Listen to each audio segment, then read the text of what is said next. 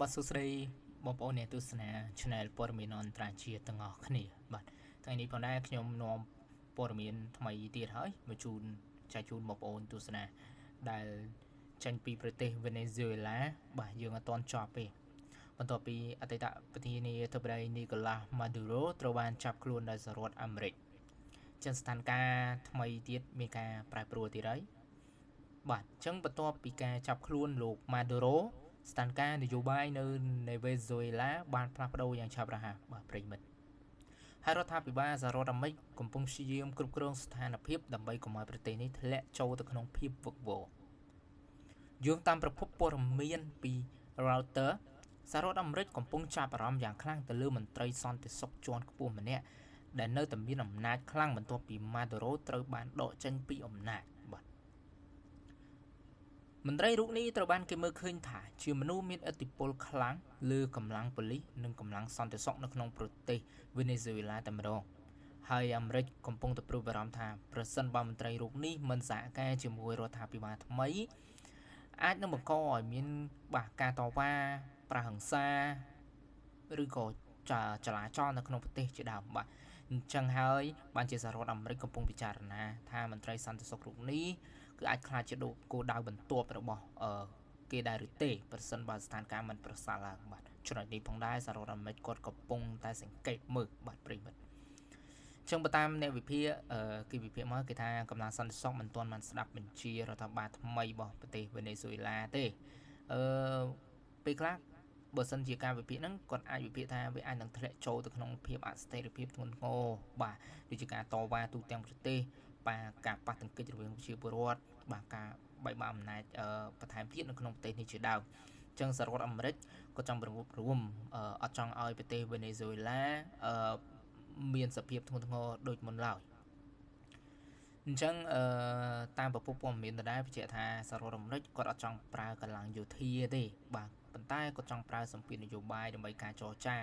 បាទជាមួយមន្ត្រីសន្តិសុខថ្មីដើម្បីសហការជាមួយរាជរដ្ឋាភិបាលថ្មីផងដែរបាទអញ្ចឹងនៅក្នុងប្រទេសបាទវេណេស៊ុយអេឡាប្រជាពលរដ្ឋជាច្រើនមានអារម្មណ៍ចម្រុះគ្នាបាទព្រោះទើបតែចាប់ខ្លួនបាទប្រធានាធិបតី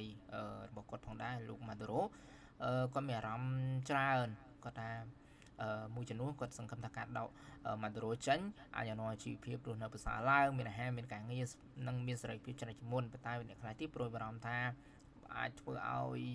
ប្រទេសឬមានសម្ពាធឬក៏បញ្ហាថ្មីៗច្រើនជាងមុនផងដែរបាទសរុបជារួមមកប្រទេសវេណេស៊ុយអេឡានៅតែមិនទាន់នឹងថឹងនៅឡើយទេបាទប្រិមិត្តចំណុចនេះផងដែរបាទជាមួយគ្នានេះផងដែរបាទមានការអាប់ដេតព័ត៌មានបន្ថែមទៀតបាទនៅប្រទេសនេះដដែលបាទ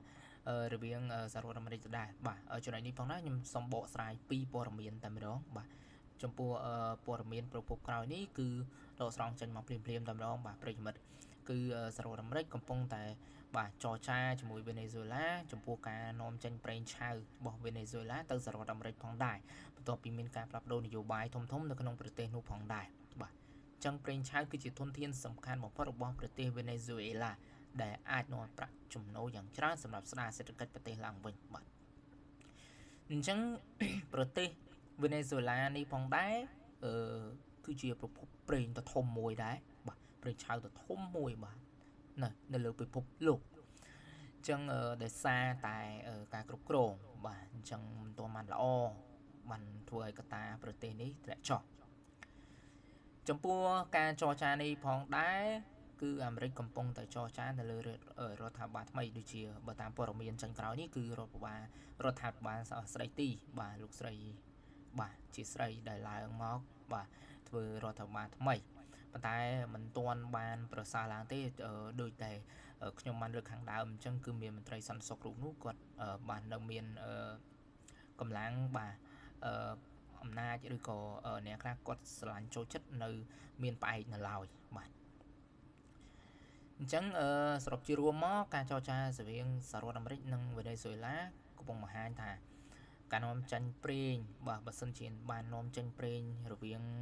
បាទប្រទេសទាំងពីរនេះគឺអាចផ្លាស់ប្ដូរទិសដៅថ្មីល្អមួយហើយបើកិច្ចព្រមព្រៀងនេះជោគជ័យ វេណេស៊ុយអេឡាអាចមានឱកាសស្ដារសេដ្ឋកិច្ចឡើងវិញខណៈដែលអាមេរិកក៏អាចទទួលបានប្រភពប្រេងថ្មីដែរដែលមានសារៈសំខាន់បាទអញ្ចឹងយើងនឹងបន្តតាមដានទៀតបាទប្រទេសពីរនេះផងដែរទៀតថាការចរចានេះឈានទៅដល់លទ្ធផលអ្វីដែរនៅពេលខាងមុខខ្ញុំនឹងបាទជម្រាបជូនព័ត៌មានបងប្អូនប្រិយមិត្តបន្ថែមទៀតបើសិនជាមានការអាប់ដេតថ្មីអរគុណសម្រាប់ការទស្សនាកុំភ្លេចជួយចុច like subscribe channel ខ្ញុំម្នាក់មួយផងអរគុណច្រើនបងប្អូន